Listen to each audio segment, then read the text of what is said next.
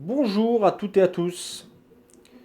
Aujourd'hui, dernière partie sur la Bambulab X1 Carbone, dernière partie, c'est-à-dire sur sa sortie de carton, ses tests, etc. et ce que j'en pense.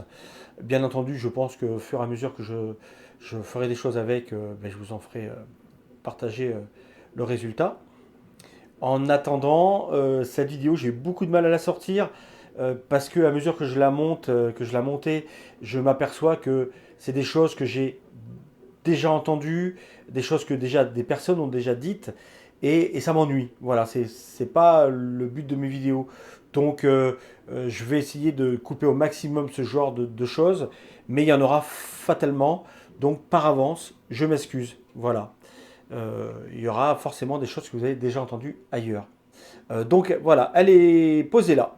Et je l'ai mis dans ma pièce où j'ai mes autres imprimantes, une partie de mes autres imprimantes, parce que j'ai la Sidewinder qui, elle, est ailleurs parce qu'il n'y a plus la place ici. Voilà, et puis parce qu'elle a un caisson énorme, se trouve avec mon laser dans une autre pièce. Par contre, ici, là, j'ai les deux Prusa qui sont en train de tourner. Voilà, donc le MMU, justement, je suis en train de faire une pièce en MMU, plusieurs couleurs, plusieurs matériaux, et là une pièce pour l'enrouleur.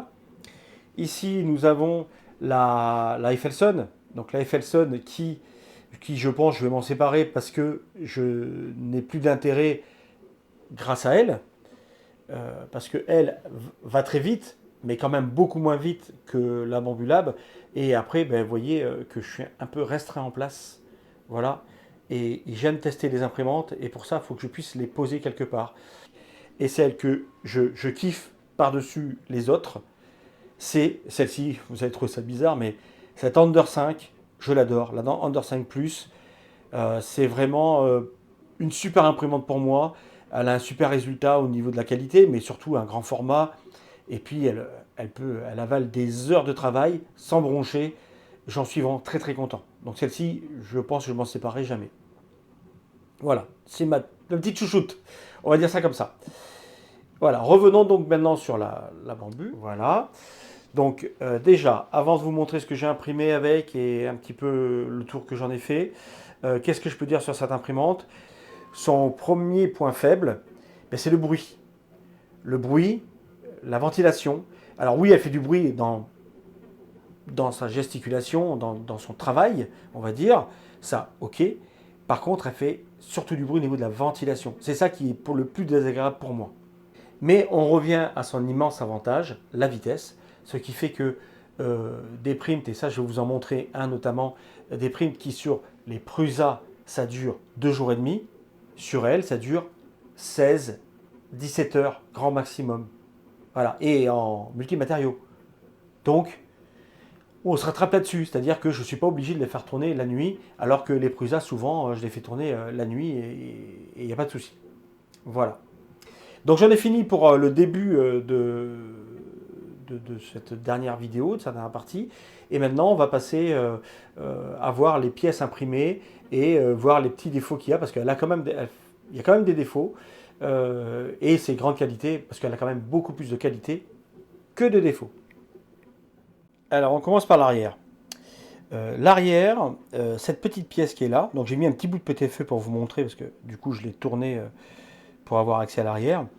Le PTFE, il faut l'appuyer à l'intérieur là pour le défaire, le PTFE de l'AMS. Et là, en imprimant cette petite pièce, on a juste à appuyer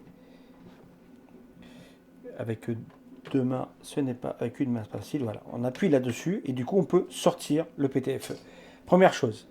Deuxième chose, ici, ils ont eu l'intelligence de mettre la lamelle pour défaire le câble de l'AMS dans le dos, juste inaccessible. En mettant cette pièce là, on l'appuie. Et c'est pareil avec une main. Est-ce que je vais y arriver? On l'appuie et on la sort. Voilà, parce que ça vient appuyer sur la languette pour pouvoir la sortir. Voilà, donc ça, je pense que c'est des petites choses que je vous mettrai en description qui sont un petit peu indispensables à imprimer. Ensuite, je n'ai toujours pas choisi de bac pour l'évacuation. Pour le moment, j'utilise un carton comme ceci. Voilà, ça fait le taf. Là, vous voyez, c'est le résultat de tout ce que j'ai imprimé. Enfin, sans le multimatériel, parce que le multimatériel, forcément, c'est beaucoup plus, hein, vous le verrez plus tard. En attendant, ça, c'est le résultat de mes 160 heures d'impression. Donc, vous voyez, c'est pas non plus monstrueux. J'ai lu, j'ai vu, pardon, où c'était un truc de dingue. Alors oui, en multimatériel, c'est quelque chose d'imposant, mais comparé au MMU, pareil, dans la suite, vous verrez que c'est pas si monstrueux que ça. C'est juste différent. Et sinon, voilà, j'ai fait ça. Donc, pour le moment, j'utilise cette boîte qu'il va falloir que je vide, je pense, bientôt. Mais en attendant, ça fait le taf parce que le couvercle en carton retient ce qui s'éjecte et parce que je n'ai pas encore trouvé de bac d'éjection qui me convient, qui me convienne. Voilà. La ventilation ici, ce que je disais tout à l'heure, un bruit horrible. Ça, c'est horrible, horrible. Et là, deuxième aussi bruit assez contraignant. Celui-ci, on peut l'éviter selon ce qu'on fait. Celui-ci, bon, il est continuel. Et moi, voilà, ça me saoule. Ensuite, j'ai remixé à ma sauce ce support de bobine extérieure, parce que le support de bobine qui est livré avec, ça, pareil, il y en a plein qui l'ont dit, mais effectivement, il est vraiment pas à la hauteur de l'imprimante. Il est nul. Il y en a plein des imprimantes, même de plus bas de gamme, qui ont des supports bobines 100 fois mieux. Voilà. Moi, j'ai transformé, en fait, j'ai rajouté ça. Enfin, j'ai fait un petit peu autrement. Déjà, pour garder de la solidité, j'ai préféré séparer en deux avec deux grands vis, avec ici des inserts à chaud. Là, j'ai mis cette patte ici qui vient se planter dedans. Pareil pour que ça tienne, pour guider le filament. Voilà. Et puis, avec des roulements. Voilà. Et là, ça marche très très bien. Je mets le rouleau ici, ça rentre là-dedans et je le mets là. Donc ça marche super. J'ai pas encore sorti mes pièces, enfin, je les ai pas encore mis en ligne, mais j'essaierai de les mettre dans la description pour ceux que ça intéresse. Pourquoi ici je n'ai pas mis de Y comme tout le monde? J'ai commencé par mettre celui-ci. Voilà, il est resté 10 minutes parce que dedans nous avons des connecteurs Pneufit en 6. Du coup, le PTFE ne passe pas au travers du connecteur et donc sans arrêt ça se bloque. Donc celui-ci, 10 minutes et terminé. Après, j'ai imprimé celui-ci. Celui-ci est pas mal. C'est du 10, donc le PTFE passe vraiment à travers le connecteur jusque dedans. Et donc ça donnait un résultat pas trop mal. Sauf qu'il est d'une trop long. Et le filament, alors j'essaierai de vous le faire entendre, le filament accroche dedans, on l'entend quand même, puisque ça s'imprime droit. Je ne sais plus en quel sens, comme ça. Et on entend quand même le filament accroché dedans. Le problème, donc là, ça va quand même, ça y va. Seulement, de temps en temps, à l'intérieur, parce que c'est toujours le problème des layers hein, à l'intérieur, qui le freinent. Voilà. Alors je vais vous faire écouter au micro. Voilà, de temps en temps il tape. Et donc je l'ai utilisé un petit moment. Et au bout de, je sais pas, peut-être 30, 40 changements, hop, il a coincé. Et ça m'a coincé la bobine, enfin, ça m'a créé des troubles, comme dirait l'ami du Gros Loco. Et du coup, ben voilà, exit. Voilà, pas de trouble. Donc, j'ai imprimé celui-ci. Celui-ci est sûrement le mieux. Celui-ci, ça marchait très très bien. Il est resté de nombreuses heures sur ma machine, à juste que le PTFE se défasse d'ici. Et du coup, l'AMS a débobiné du filament. Ça sortait à côté de la machine, il y en avait partout. Voilà, c'était un peu embêtant. Donc du coup, celui-ci, pareil, hop, je l'ai sorti. Donc pour le moment, quand je me sers de l'AMS, que je me sers le plus souvent, eh bien, c'est là. Quand je m'en sers pas, hop, quand je veux me servir du mobile toute seule, je fais ça. Ça marche très bien. Alors j'ai dit bien, pour le moment, parce que je pense que j'ai vu qu'il y avait des connecteurs comme ceci en injecté. Peut-être que plutôt que l'imprimer, peut-être que je vais en acheter un injecté. Ou alors j'ai vu qu'il y en avait en deux parties, imprimé mais en deux parties, peut-être qu'il serait mieux. Dès qu'il venait coincer le PTFE avec des petits picots pour éviter qu'il se sauve. Donc, je vais essayer autre chose, sinon j'irai vers de l'injecté. Voilà. Enfin, en tous les cas, pour le moment, en faisant ça, je vous assure que ça marche très très bien. Donc voilà, c'est pas mal ça pour ce qui est de l'arrière de la machine et les petites choses qui me semblaient indispensables au niveau de l'arrière. J'en profite pour vous montrer au passage le MMU de chez Prusa qui est en train de fonctionner, voilà, qui est en cours pour une pièce, pour une autre vidéo, d'autre chose, qui n'est pas vraiment pour l'impression 3D. Et voilà, ben là, aujourd'hui, il a décidé de bien fonctionner. C'est une impression de 3 heures, 3 heures et demie. Et là, voilà, il reste 33 minutes et ça se passe hyper bien. Et c'est du PETG en plus, donc chaud. Et ça se passe très très bien, ça marche très bien. Voilà, quand même, pour pas trop l'assassiner, il fait beaucoup de misère quand il n'a pas envie. Mais sinon, d'ordinaire, on peut quand même assez bien lui faire confiance. Ça marche assez bien.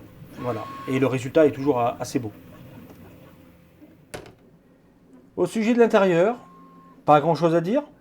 C'est vraiment plutôt bien fait, je trouve. Donc, au niveau de la caméra, j'ai beaucoup entendu de personnes dire que c'était nul. Franchement, c'est tout à fait correct. La caméra est vraiment correcte et pour le timelapse, ça marche très très bien. Ou pour surveiller ce qu'on est en train de faire, c'est vraiment pas mal. Donc moi, je dis plutôt bien. La LED, là je suis d'accord, l'éclairage, je pense que s'il est si faible, c'est sûrement pour le timelapse, pour pas que ça éblouisse trop la caméra. Je pense que c'est pour ça. Par contre, ça devrait être réglable. On devrait pouvoir mettre plus d'intensité, comme moi je peux faire sur mes caissons fait maison, et moins d'intensité, parce que par moment, on n'y voit rien. Par moment, on est vraiment obligé d'éclairer. Vous voyez, là par exemple, j'éclaire par-dessus pour le moment, pour la vidéo, parce que sinon, si j'allume que la LED, on ne verra rien du tout. Quoi dire? Pas grand chose, hein, à l'intérieur, pas grand chose à faire.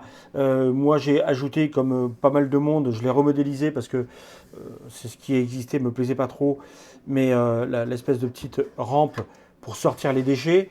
Alors, c'est bien sans être bien parce que vraiment les fins viennent se mettre dessous, hein, voilà, les petits bouts très fins. Sinon, c'est assez pratique pour sortir les bouts de filament qui sont tombés. Ben voilà, donc l'intérieur vite fait, il n'y a pas grand chose à dire, il n'y a pas grand chose à faire non plus, hein, c'est relativement bien fait et intelligent. Voilà. Me revoilà avec mes impressions, avec ce que j'ai fait avec la bambou et avec d'autres d'ailleurs aussi, et on va faire une petite comparaison. Et on va voir ce que ça donne. Déjà, pourquoi j'ai le plateau ici? C'est parce que, pour parler de cet outil qui était imprimé par tout le monde quasiment. Et c'est pas mal, moi j'en suis à mon 4e je crois. Et donc c'est plutôt pratique pour enlever les tests que fait l'imprimante pour calibrer. Sauf que très très vite, il s'abîme, très très vite, ça sert à rien. Donc on jette. En fait, l'imprimez pas. Il livre avec l'imprimante cette lame, qui est vraiment très très bien. Il faut imprimer, vous avez les fichiers pour imprimer le scrapper, ça s'appelle donc le scrapper. Vous avez les fichiers dans l'imprimante pour les imprimer. Imprimez-le vraiment, faites-le dans les premières choses.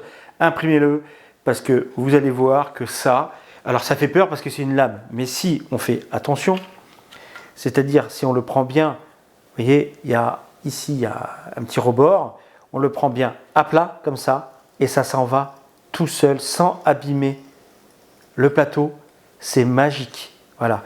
Attention, ça moi je ne m'en sers pas pour décoller des pièces. Les pièces jusqu'à présent, on tord le plateau et ça marche. En attendant, pour enlever ça, alors là ça va, c'est du PLA.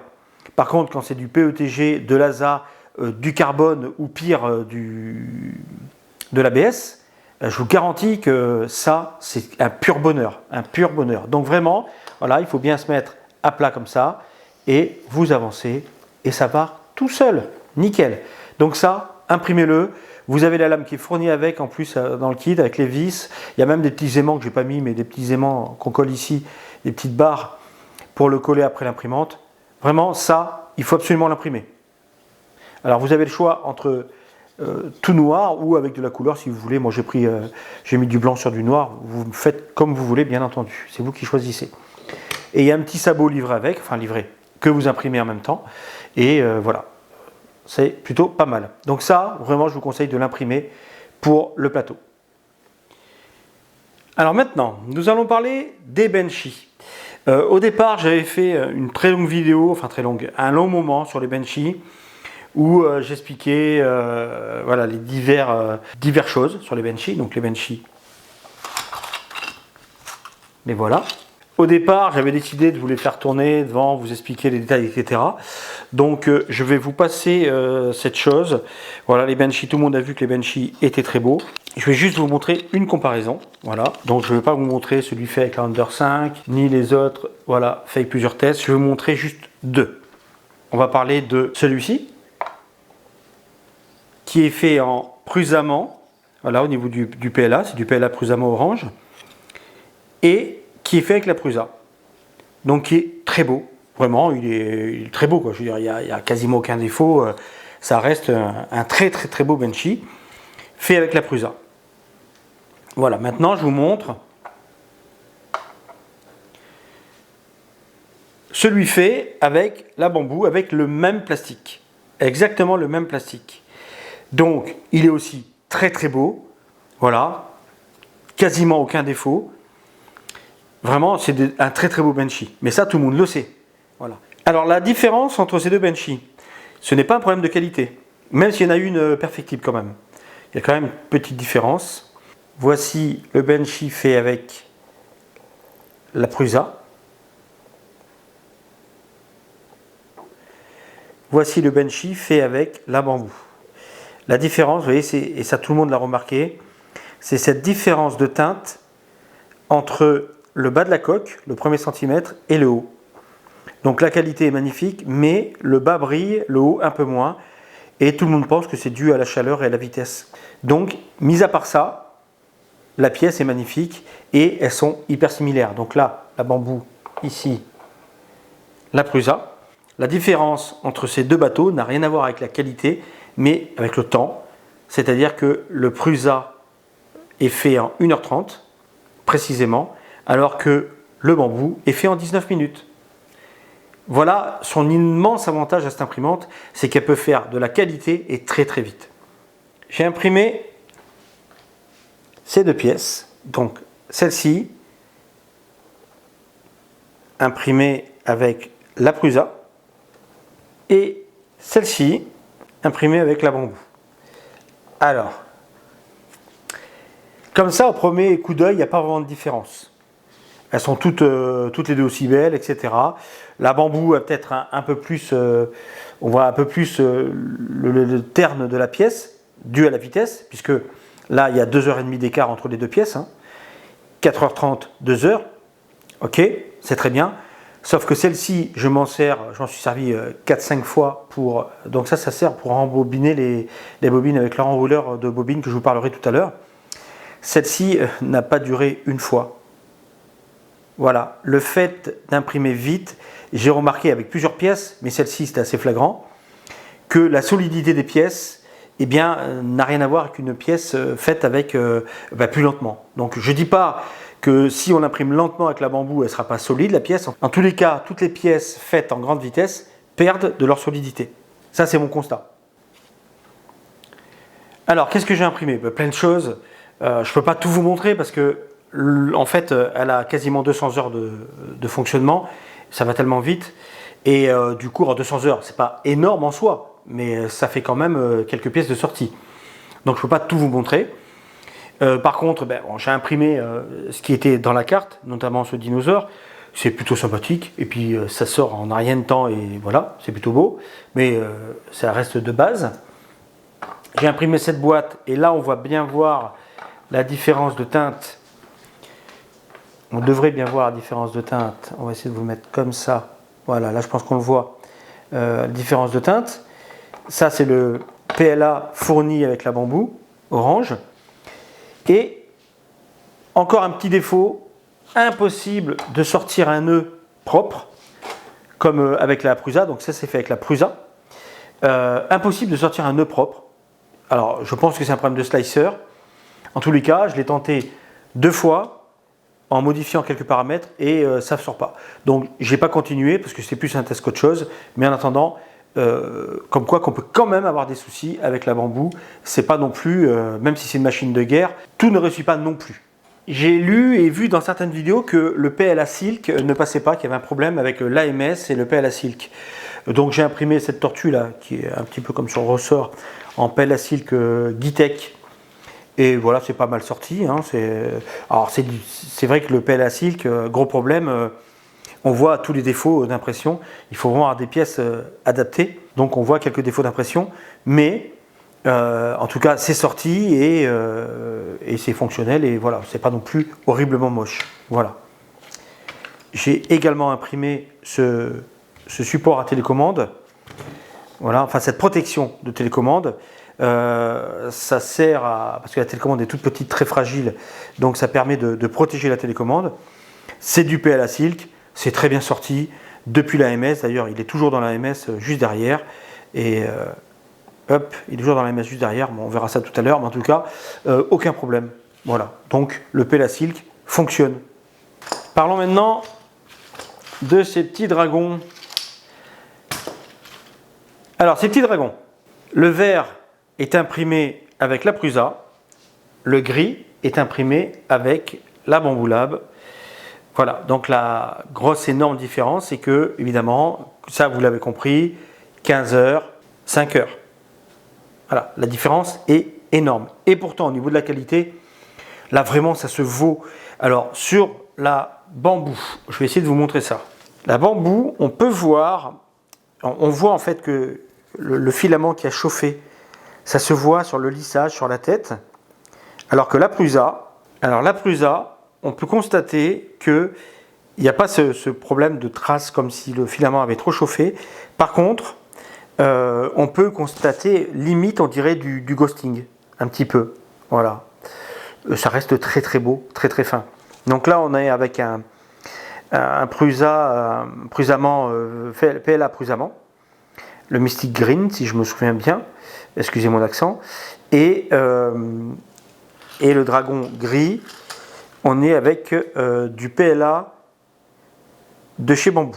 Le PLA gris de chez Bambu, le basique, le gris basique, il me semble.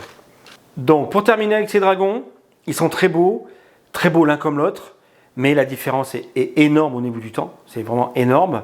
Et donc, voilà, c'est là où la Bambu surpasse ses concurrentes, c'est cette vitesse et cette qualité. Voilà. La Prusa a fait du très très beau boulot, mais beaucoup plus long. Passons à autre chose. Donc ça, c'est quasiment tout imprimé avec la Bambu. Quasiment, je dis bien quasiment tout. Donc vous avez dû voir passer cet appareil sur le réseau. C'est vraiment ingénieux. Moi, je trouve que ça marche pas mal. Il y en a qui critiquent, qui trouvent que ça ne tient pas la route. Je suis d'accord que si vous devez rembobiner 5 ou 6 bobines de 5 kg, si vous devez faire un travail industriel, laissez tomber, ça ne tiendra pas, je suis d'accord. Par contre, quand vous avez comme moi 3 ou 4 bobines à passer, là j'en ai fait 3 déjà, et ça marche très bien, c'est largement suffisant. Pourquoi s'embêter la vie? C'est bien conçu, c'est joli. En plus, donc bravo aux créateurs, moi je trouve ça génial. Et alors pourquoi je vous le montre? C'est parce que ça a été imprimé en partie avec la Bambu, sauf les axes que j'ai fait avec la Prusa, parce que l'axe fait en Bambu, il aurait fallu que je ralentisse énormément, etc. Là, j'ai joué la facilité, j'ai décidé de ne pas m'embêter, donc j'ai tout simplement fait avec les Prusa, voilà, et puis ça marche très bien. Par contre, au niveau de ce PETG, donc là c'est du PETG, à part le support noir là, qui est en PLA. Pourquoi? Parce que voilà la première sortie que j'ai faite en PETG sur la Bambu. Donc voilà, on vous l'a mis un petit peu en lumière. Donc je pense que l'image parle d'elle-même. C'est juste moche. Donc je pense pas que ça vienne de la Bambu. Je pense que ça vient plutôt du plastique, du PETG, qui est du Prusa. Je pense qu'il n'aime pas du tout être imprimé à grande vitesse. Enfin, grande vitesse. En standard hein, quand même, ça reste en standard. Mais il n'aime pas la vitesse. C'est assez flagrant. C'est moche comme tout. Donc du coup, j'ai corrigé, enfin j'ai essayé de corriger le profil, et donc j'ai fait les roues après en changeant le profil. Et là, ben, ça va beaucoup mieux, c'est déjà bien plus joli. Voilà, la manivelle, elle qui est fait aussi avec le profil que j'ai refait, est quand même bien plus beau. Mais par contre, il faut quand même réduire énormément la vitesse. Il faut jouer aussi sur le type de filament. Enfin bon, il faut toucher au profil parce que voilà, le constat est que tous les filaments, bien entendu, ne supportent pas une vitesse aussi élevée. En tous les cas, pour finir là-dessus, cet appareil, vraiment, imprimez-le, il est super. Et pour rembobiner 2-3 bobines, 10 bobines, c'est largement suffisant, ça marche très très bien. Au départ, j'avais mis le tournevis sans fil, ça allait limite un peu trop vite. On le fait à la main, ça dure 4 minutes, quoi. C'est pas non plus 10 ans. Donc, vous embêtez pas avec autre chose, ça marche super. Et en plus, c'est gratuit, les STL sont disponibles gratuitement. D'ailleurs, voilà une bobine de beige avec une bobine, c'est du filament Prusa. Beaucoup trop large pour passer dans la MS. Donc là, j'ai imprimé, ça c'est des spools imprimés qu'on trouve ça un peu partout. Hein. Ceux-là, je les ai trouvés sur le site de chez Prusa. Donc ça, vous pouvez l'imprimer aussi, c'est gratuit. J'essaierai de vous mettre tout en description si je pense à tout. Comme il y a beaucoup de modèles, j'essaierai de penser à tout. Et donc voilà, c'est enroulé et c'est complètement fonctionnel. Et c'est pas la première, j'ai déjà même terminé ma bobine de grise. Le gris qui est livré avec les Prusa d'origine est très large. Je l'ai déjà rembobiné sur un spool et fini. Donc ça marche très très bien dans l'AMS. Alors voilà une pièce qui n'est pas faite avec l'AMS et donc la Bambulab. Juste pour vous montrer que on peut faire très belles choses avec d'autres imprimantes. Ça c'est fait avec le MMU et la Prusa.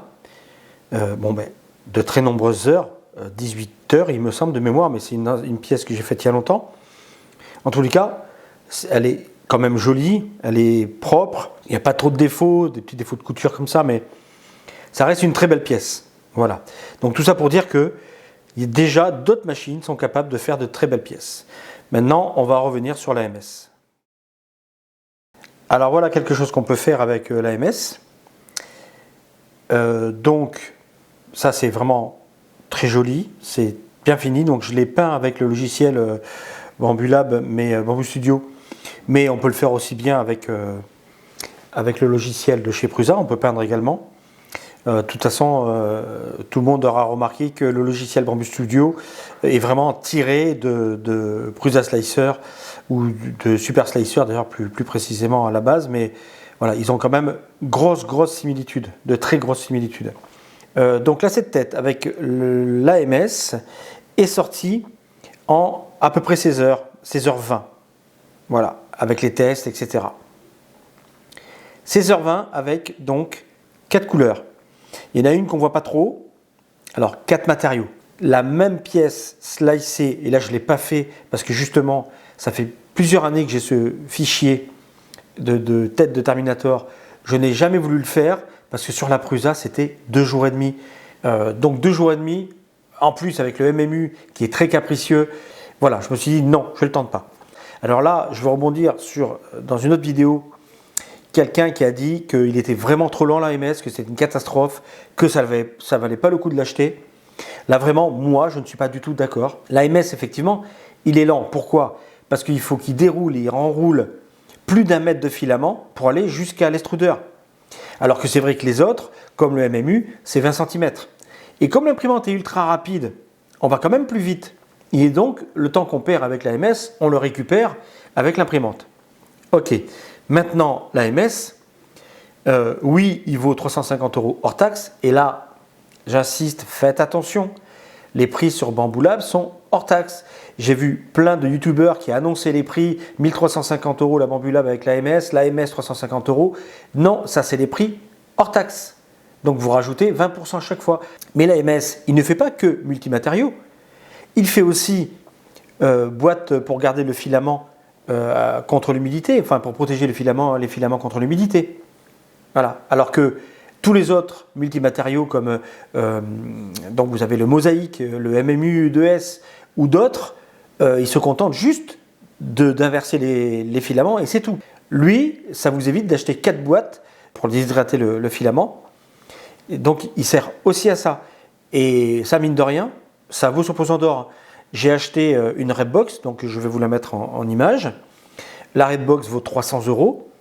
Elle fait très bien le job, sauf qu'elle vaut 300 € toute seule. À l'intérieur, il n'y a rien, il n'y a pas de moteur, il n'y a pas de résistance qui chauffe. C'est moi qui en ai mis une pour justement essayer de déshydrater au mieux.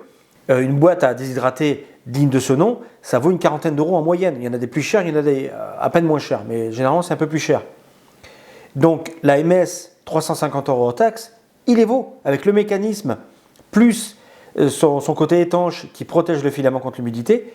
Moi franchement je trouve qu'il vaut largement son prix. Voilà, au niveau des prix, franchement Bambou se tiennent bien, quoi, je trouve. Alors nous allons mettre une balance. Nous allons mettre un petit récipient, nous allons tarer la balance et nous allons mettre les déchets dedans.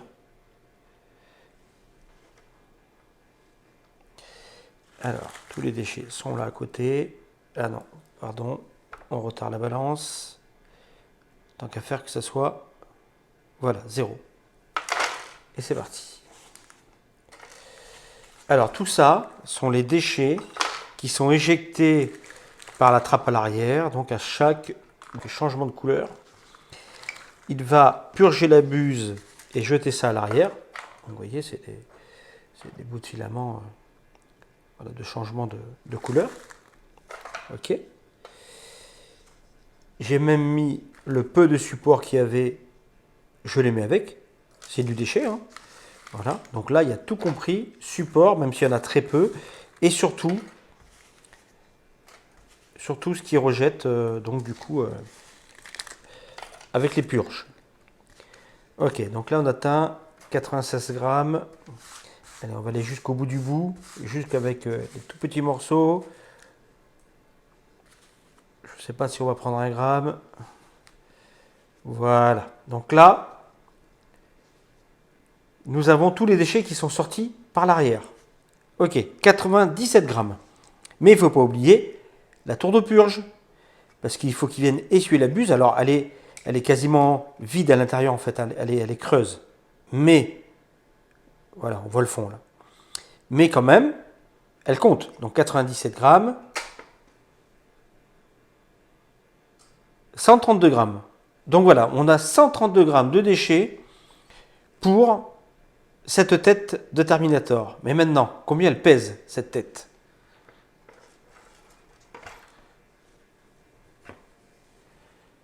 On va remettre à 0.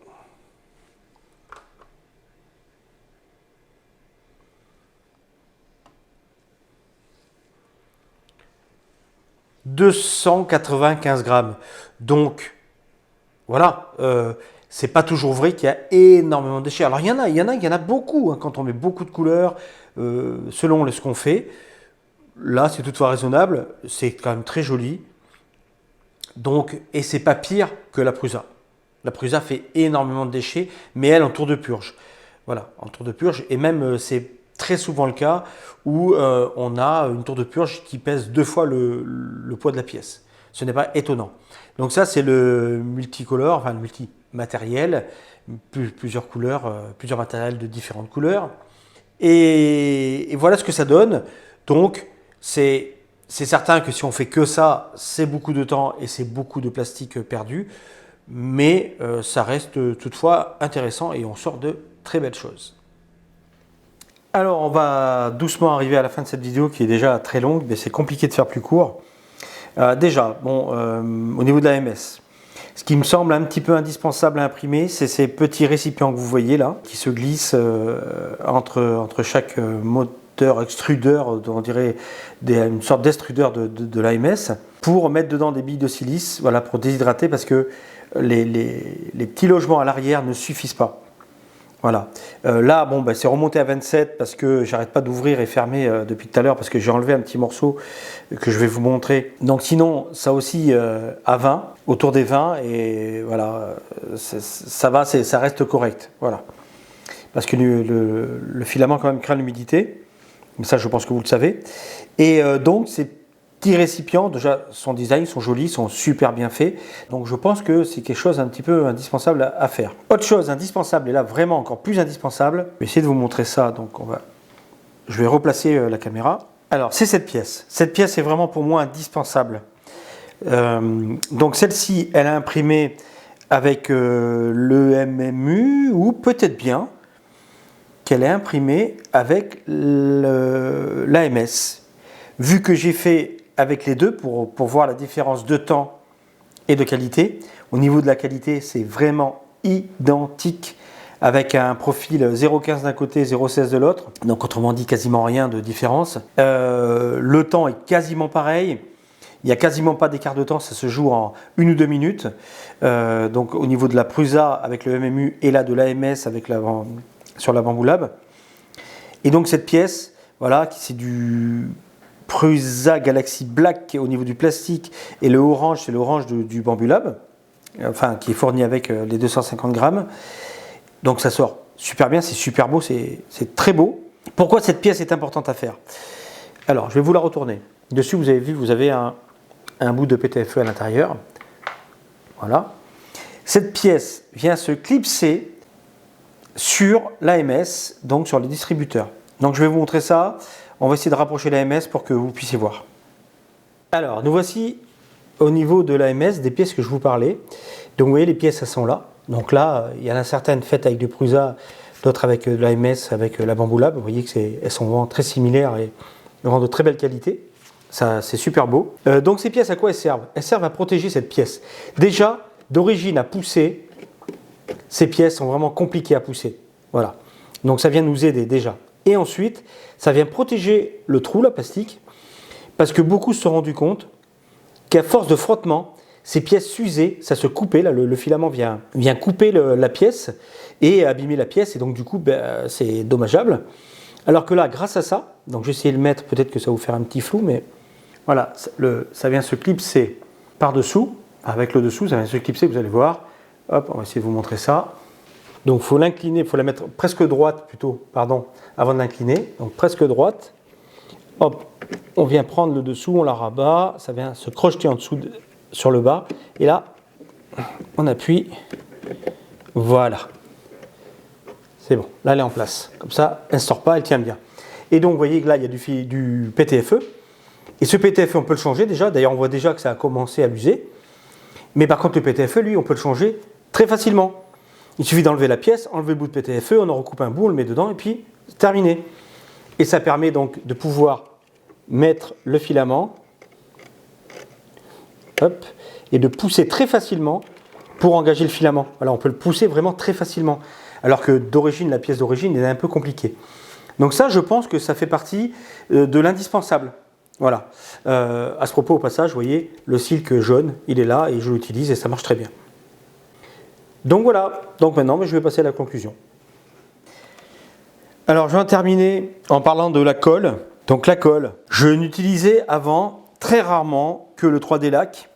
Donc un spray pour que ça colle un peu plus au niveau, surtout quand je faisais de l'ABS. Voilà, sinon je nettoie mes plateaux à l'alcool isopropylique 99,9 comme tout le monde en fait, pour nettoyer les plateaux. Ça suffisait largement pour tout ce qui est PLA, PETG et même TPU. Et pour l'ASA et l'ABS, de temps en temps j'étais obligé de mettre, enfin souvent, du 3D lac pour que ça colle, pour que ça tienne. Mais j'avais jamais utilisé de colle jusqu'à présent.